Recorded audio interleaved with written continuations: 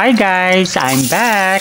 For today, magluluto tayo ng request ng aking hubby na ulam, which is tahong.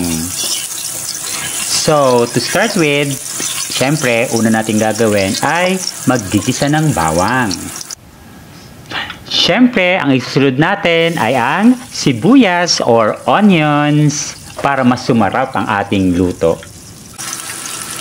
At syempre, hindi kompleto ang barkada pag wala si kamatis.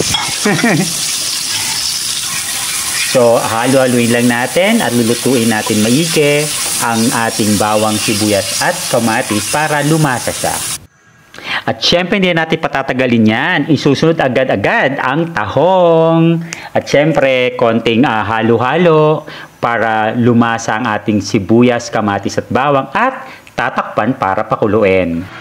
At ayan nga, after 2 to 3 minutes ay kumukulo na siya.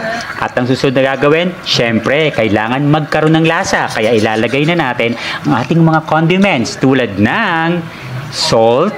At syempre, ang ating partner sa lutuan, ang magic sarap at ground black pepper para may konting anghang, sabi nga.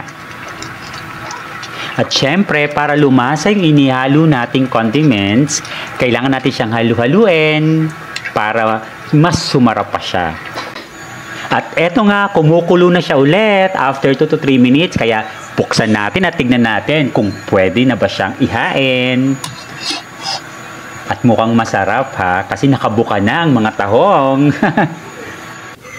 At eto na ang finished product natin. And it's now ready to serve. Pwede nang kumain. Yum, yum, yum. See you again in my next vlog.